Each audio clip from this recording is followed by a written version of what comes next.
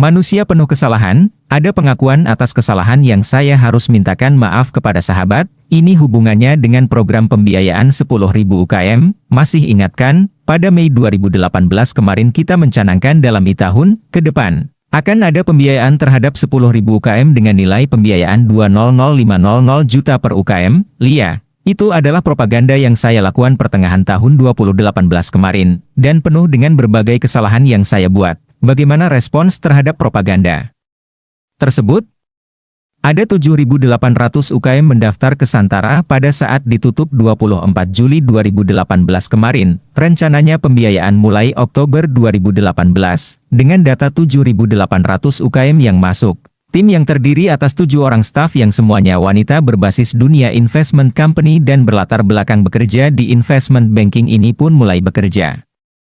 Dan di sini kesalahan saya pertama terjadi. Bersama tulisan ini secara berurutan saya minta maaf atas kesalahan tersebut. Apa saja? Saya urai satu persatu. Tulisan pengakuan ini semoga dapat menjadi masukan bahwa saya ini manusia yang penuh kesalahan. Sontoloyo benar, yang terbanyak yang mengajukan pendanaan adalah perusahaan startup atau yang baru mulai, bahkan ada yang belum mulai alias masih seeding company. Hal ini membuat 50% dari angka pendaftar tadi di drop. Tentunya mereka kecewa, kok tidak dikasih tahu bahwa yang dicari yang sudah jalan usahanya. Lalu data berikutnya UKM yang mendaftar banyak yang sudah usaha, tetapi pembukuannya tidak ada, alias warung atau pebisnis sejenis gerobak rokok atau angkringan. Di sini tim kami bingung menghitung keuangan untuk pengembangan yang dimaksud karena jadi tidak terbaca oleh kita. Ini usaha kalau ditambah dana, apakah akan naik 3 kali lipat sales dan keuntungannya? Kita sulit membacanya. Minta dananya nggak besar, 0 juta rupiah, 25 juta rupiah, bahkan hanya tahun sudah dikembalikan. Ini membuat saya terutama jadi nggak enak hati, kok jadi pinjaman ya sifatnya, bukan investasi. Pembiayaan Santara bukan pinjaman, tetapi investasi, direct investment ke UKM, dan di sini kesalahan saya selanjutnya, saya tidak menjelaskan bahwa 200.500 juta tersebut adalah investasi. Saya baru menyadari bahwa Santara bukan solusi untuk semua masalah, hanya sebagian, mungkin bahkan hanya sebagian kecil masalah keuangan UKM. Karena kalau diinvest, usaha UKM tersebut harus bisa naik 3-5 kali lipat. UKM harus mempunyai rumus dagang ketika 30% bisnisnya diinvestasikan maka, kapitalisasi seperti penjualan harus naik 3-5 kali lipat dalam 1-2 tahun dan keuntungan pun naik 3-5 kali lipat dalam 2 tahun ke depannya. Plus trennya terus naik, dan tidak semua bisnis punya sifat alami seperti ini. Di sini saya salah, harus saya akui, ternyata hanya ada 57 UKM yang terseleksi dari 7.800 UKM yang mendaftar. Saya jadi nggak enak dengan judul 10.000 UKM dibiayai. Ternyata divestasi maksudnya, banyak yang kecewa dengan propaganda saya. Untuk itu saya mohon maaf. Ada lagi kesalahan saya dari peristiwa 10.000 UKM tersebut? Ada, ketika Oktober kita mulai melakukan penawaran ke para investor. Dari 57 UKM tersebut ada yang keberatan karena dikira uangnya langsung Santara bayarkan. Santara sudah pegang uangnya. Ternyata Santara adalah sistem money broking, hanya marketplace investasi. UKM bertemu investor, investor beli token UKM, bagi hasil keuntungan. Investor ada 2 peluang keuntungan dari naiknya harga token di bursa digital set trading. Yang satu lagi dari reward dividen bagi hasil UKM kalau mau dipegang jangka panjang. Banyak UKM yang mundur karena kami kurang memberikan pemahaman dunia, bursa, digital UKM ini. Kesalahan keberapa yang saya lakukan ini? Ya banyak, kan? Setelah itu 17 mundur, tinggal 40 UKM yang akan melakukan penawaran perdana. Durian, Arfa Barbershop, Mayasi, Mi Panda, Martabang Mekong, kita jual ke investor dan dalam sekejap laku, semua hanya hitungan jam. Tahu-tahu, sempritan keras terdengar. Otoritas memanggil dan mendapat teguran atas dasar melakukan kesalahan melanggar undang-undang pasar modal. Kami mendadak dari gigi 5 ngegaspol harus pasang gigi netral. Panggilan mendadak tersebut membuat kami bertanya, ini otoritas nggak paham atau ada maksud lain atau ada pesanan? Bisnis pionir apakah selalu begini? Maaf sahabat, kepanjangannya, masih mau tahu kesalahan dan kebodohan saya yang lain? Payah saya ini, manusia yang belajar terantuk-antuk, ya, begini ini, perjuangan melawan angin, masih menyambung tulisan tentang betapa banyak kesalahan saya ini, bahkan komentar pedas saya terima dari komentar di tulisan kemarin banyak saya terima, untung saya orang yang sudah sering dimaki dan dihardik.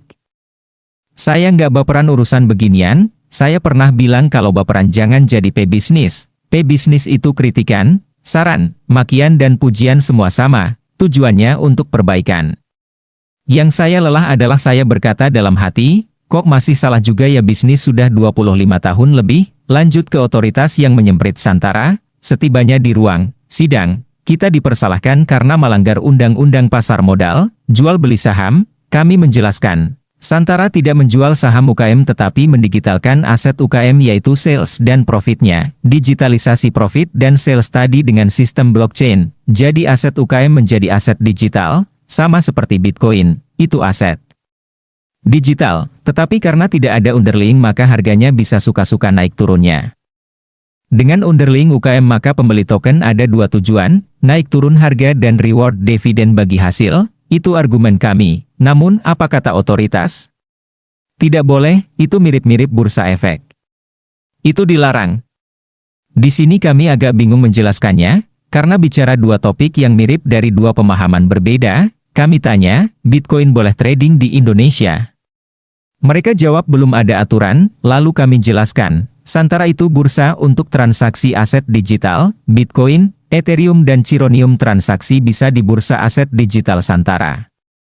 Mereka bilang itu dilarang, tidak boleh ada bursa, Santara melanggar undang-undang pasar modal, agak bingung kami melihat sisi pandang otoritas, sekarang kita balik mencoba membuat mereka mengerti.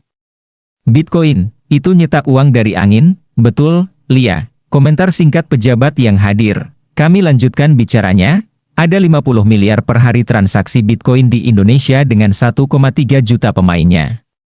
Betul, Lia, sahutnya lagi, boleh nggak daripada 50 miliar per hari hanya main, angin, kita pindahkan dengan membangun pasar bursa digital UKM?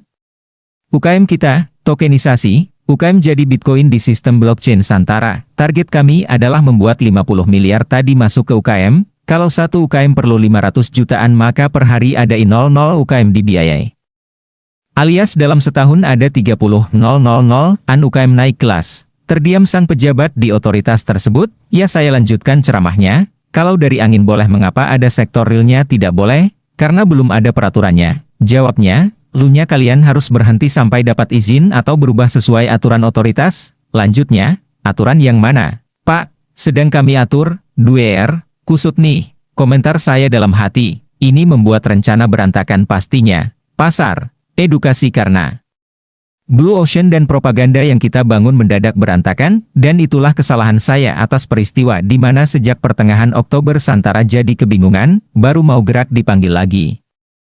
Sudah ketiga kalinya dalam 2 bulan ini, kami seakan terpasung kebingungan, padahal rencana sudah matang, konsep mau dibuktikan tetapi otoritas dekat keras menyemprit dan memberi kartu merah. Saya secara pribadi harus mengakui dan minta maaf, entah untuk keberapa kalinya, karena investor pasti kecewa, UKM juga kecewa, saya terima salah. Saya siap memperbaiki, dan sudah memperbaiki, hanya tempat kami makin sempit. Dijaga wasit yang jago main baseball dan kita main kasti. Jujur, secara konsep saya sulit untuk ubah sesuai aturan karena aturan otoritas mengacu ke tahun 1996. Bayangkan, 5 presiden sudah berkuasa, peraturan masih zaman internet belum on, lalu sekarang mau bicara blockchain coba, asli nggak nyambung. Ini bakal jadi metode terbukti, dan bagaimana membuktikannya kalau bergerak saja nggak bisa. Kita tidak menyerah, kita cari referensi di luar. Dalam pikiran kami, biasanya sesuatu dari luar pejabat Indonesia lebih silau kagum. Misalnya Gojek ketika hanya 20% lokalnya baru dipikirkan serius. Walau saya pribadi nggak yakin Gojek menguntung nasional karena milik asing. Tetapi hasil karya anak bangsa, benar itu. Ketika sudah dilirik asing atau milik asing atau sudah terbukti di negara lain baru pejabat kita bilang ini benar. Kalau karya anak bangsa masih milih anak bangsa, baru mulai jalan, semprit saja dulu daripada nambah kerjaan, tetapi kita Santara bukan mau menyerah dan diam, sebaiknya otoritas yang diajari, mereka juga anak bangsa, pasti punya mata hati, mereka memang tugasnya melindungi, itu kita harus mengerti, kita Ya harus, gak ada matinya, terus berusaha meyakinkan, akhirnya dapatlah nama Changpeng Zhao, pendiri Binance Exchange. Binance adalah bursa cryptocurrency terbesar di dunia, keuntungan per bulannya 1,1 triliun rupiah. Ada lebih dari I.000 cryptocurrency ditransaksikan di bursa Binance Exchange. Nah, Santara ya sama saja dengan Binance Exchange, hanya Santara bukan bursa cryptocurrency tetapi bursa kripto aset. Apa itu kripto aset? Kripto aset adalah aset sektor real, UKM, yang didigitalisasi omset dan bagi hasil usahanya, dengan bahasa lain token aset digital. UKM tadi adalah Bitcoin yang nantinya ditransaksikan di bursa aset digital Santara, dan disinilah kita dianggap berdosa, kalau meniru 100% Binance tidak apa-apa, ketika mengawinkan dengan sektor real tidak boleh. Belum ada aturannya, maka jawaban kita adalah ya di dunia ini belum ada ini karya anak bangsa, ini cara untuk UKM take off salah satunya dengan cara ini. Pendanaan direct investment di mana exitnya bisa di bursa dan masuk ke secondary market di bursa kripto aset atau Santara Digital Exchange. Argumen ini membuat otoritas membisu, namun tetap Santara salah. Salahnya Santara adalah salahnya saya juga. Saya terlalu percaya diri bahwa otoritas akan mendukung karya anak bangsa dan walau belum terbukti akan diakomodasi, namun salah dugaan saya, tidak secepat itu otoritas membelokkan buritan kapal. Santara disuruh diam sesaat, dan ini salah saya. Yang saya harus tanggung kepada semua konstituen yaitu sahabat saya yang telanjur percaya, metode belum proven namun saya dengan berani beraksi dengan kepercayaan tinggi. Ini salah saya, bergeming. Saya dan para pendiri Santara gocang mentalnya, saya masih endlek dan sebenarnya tidak peduli, saya memutuskan terus jalan, tetapi para mitra lain keder dan ingin aman. Karena kalau nanti membesar ternyata kita disemprit dengan kasar maka ada ribuan orang yang bakal menderita, kita harus ikuti aturan pemerintah, saya berkata, kita main global. Kita buat perusahaan Santara Exchange di Singapura dan akuisisi Santara Indonesia, demikian saya berargumen, namun, mayoritas tidak setuju dan saya harus ikut kesepakatan, bisnis tidak boleh egois. Saya dengan pengalaman panjang, otot dan urat saya sudah kapalan dengan otoritas, namun mitra saya juga ada benarnya pendapatnya, kita cinta tanah air. Saya kembali berargumen, Binance Exchange 12 bulan salesnya I.00 triliun per bulan memberikan keuntungan 1,1 triliun, sama dengan Nasdaq yang sudah 100 tahun dan menyusul untung dari Deutsche Bank yang sudah 159 tahun untung per bulannya, itu karena dunia blockchain sudah diterima sebagian pasar dunia. Dan kita main di dua sisi, ini bisa diambil negara lain atau diambil Binance nantinya. Diambil Binance? Bete nggak tuh, dengernya? Kita lambat atau kita diam bisnis disambar orang, sementara otoritas memangnya membayar gaji 70 orang tim kita. Mereka nggak ikut bayar, nggak bayar listrik bulanan kita, kenapa mesti menyerah? Demikian saya terus melawan di meja meeting, tetapi kita harus menemukan kesepakatan, kita harus, enggak ada matinya, maka hasil keputusan setelah 1 bulan vakum adalah kita potong bursanya, maksudnya begini, ada 6 step bisnis model dari Santara. 1. UKM mendaftar, 2. UKM diverifikasi, 3.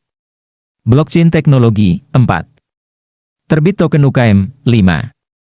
Investor membeli perdana token UKM, direct investment, 6. Bursa aset digital, exit enter, atau secondary market token UKM, yang kita lakukan adalah buang bursanya yang nomor 6. Jadi 1.5 saja, di sini Santara namanya berubah sedikit menjadi marketplace, atau UKM investment marketplace tepatnya, UKM, blockchain token, investor, sebatas ini dan dengan bisnis model ditekuk sedikit, kami melaporkan ke otoritas, kita ingin dilihat korporatif dan memang benar itu niat kami. November kami presentasi sampai 2 kali. Di Satgas dan di pasar modal, ada pertanyaan dari mereka, bagaimana perlindungan terhadap investornya?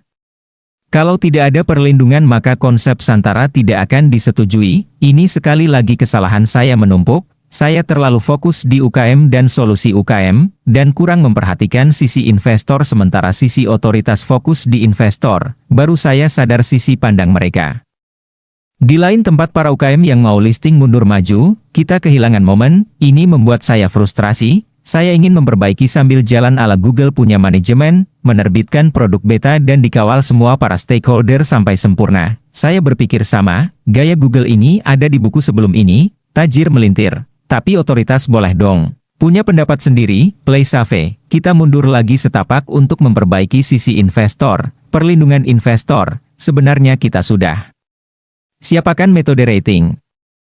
Namun rating ini adalah di Santara versi 2.0. Yang bertumbuh sebagaimana pertumbuhan kebutuhan, kalau semuanya dibangun dari awal bisa 2 tahun gak dagang-dagang, tapi otoritas meminta, mereka tahu kita ngotot tidak mau pakai asing seperti Ernst & Young atau PwC, PricewaterhouseCoopers, Arthur Andersen, gak bakal aja kita mau pakai asing punya standar yang diklaim standar dunia. Mereka tidak akan bisa mengecek gudeg Yujum, atau Strudel Malang, yang tahu dan kenal ya, pelanggannya, maka sistem rating adalah sistem yang dilakukan oleh pelanggan dan calon investor sendiri terhadap UKM, itulah strategi perlindungan investor. Ada satu yang saya gelisah, semakin lama kami bolak-balik urusan dengan otoritas.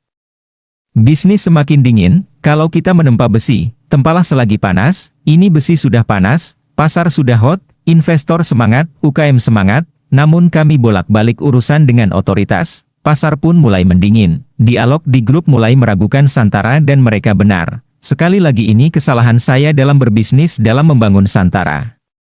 Saya panik dengan otoritas, lupa mengelola market yang sedang panas menjuju ke dingin, kritikan mulai membajiri saya, makian dan kalimat sinis. Mulai saya terima, tetapi itu kenyataan, karena itu Santara bergeming memutus rantai nomor 6, lalu ada pertanyaan dari otoritas, kalau nanti ada investor beli token lalu mau jual tokennya, bagaimana kalau tidak ada bursanya? Kami jawab, lah, Bapak yang melarang sekarang Bapak malah balik tanya, dia sendiri sekarang yang bingung. Di sini kita melihat betapa rentannya dan hijaunya otoritas memahami situasi ini, lalu for the sake of discussion saya komentar, kalau ada yang mau exit atau out maka UKM akan buyback token tersebut dan itu ada di agreement antara Santara dengan UKM. Akhirnya mereka secara prinsip mulai bisa memahami kita. Jawaban mengejutkan, lalu timbul pertanyaan dari kami, sebenarnya siapa yang melaporkan dan tidak setuju dengan Santara? Kami dapat jawaban yang mengejutkan, sebenarnya investor dan UKM tidak ada keluhan, kami dapat masukan dari BAN, ya, BAN di Indonesia di tahun ini memang banyak mengalami masalah. Kredit sulit karena ekonomi menurun sektor swasta membangun usaha, sementara BAN memerlukan penyaluran dana, tetapi memerlukan keamanan jaminan. Karena itu perlu kolateral jaminan, sementara yang jaminannya bagus dan proyeknya bagus, sudah disikat fintech asing yang banyak masuk di tahun ini, akhirnya 10 hingga 20%. Proyek bagus hilang, lalu BAN melirik mikrofinance di mana UKM jadi target. Tiba-tiba bulan Juli tahun ini muncul Santara dengan gencar melakukan propaganda pembiayaan langsung antara investor ke UKM, ini direct threat, ancaman langsung kepada BAN. Santara pun dilaporkan karena bisa mengancam kredit perbankan. Nah, BAN memang anaknya otoritas, kami tepok jidat berjamaah, ya Allah, susah benar usaha di negeri tercinta ini ya. Bayangkan, kalau UKM tidak ke bank lagi tetapi ke Santara, sementara investornya adalah mereka yang tidak mau lagi taruh uang di bank. Karena riba, mau langsung mencari investasi langsung berdasar bagi hasil, yang tentunya bebas bunga, bebas riba. Maka ribuan triliun bisa masuk ke bursa aset digital ini, BAN bisa kehilangan deposit dan kredit.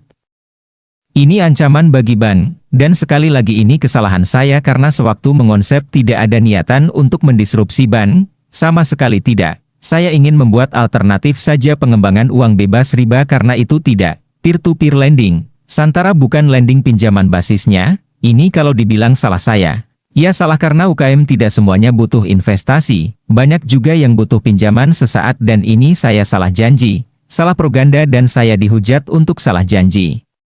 Tersebut, saya dianggap propaganda dan menipu dengan sengaja supaya dapat pasar. Padahal tidak sama sekali, mohon dimaafkan, sekarang BAN marah, otoritas yang notabene bapaknya BAN juga marah dan menyemprit, lalu saya memang salah, salahkah konsep ini? Saya merasa tidak salah konsepnya, hanya saya salah janji dan terlalu pede, bebas riba. Ada sebuah celetukan saya ketika emosi karena saya nggak sabar ingin jalan lagi Santara gigi 5. 1. Saya takut disusul investor kuat atau diambil asing. Kedua, saya takut kehilangan moment of greatness di mana kepercayaan masih ada namun tidak dimanfaatkan. Saya merasa Santara adalah salah satu kontribusi saya terhadap agama saya, yang dalam diri saya punya prinsip pinjaman pakai bunga itu riba, dan Investasi di bank dengan deposito adalah riba. Maka Santara ada, menjawab hak konstitusi kami yang memahami bunga bank riba dan ini ada jalan, namun dihalangi otoritas, saya hampir melakukan gugatan ke negara. Gugatan itu berjudul, perbuatan melanggar hukum yang dilakukan oleh negara dalam hal menegakkan konstitusi hak pribadi melaksanakan praktik bebas riba. Saran ini didapat dari sahabat saya, Bapak Imawan, ex-petinggi Jawa Pos, anak buah Pak Dahlan Iskan. Namun, belum kita lakukan, hanya siap-siap, kalau memang negara ngotot.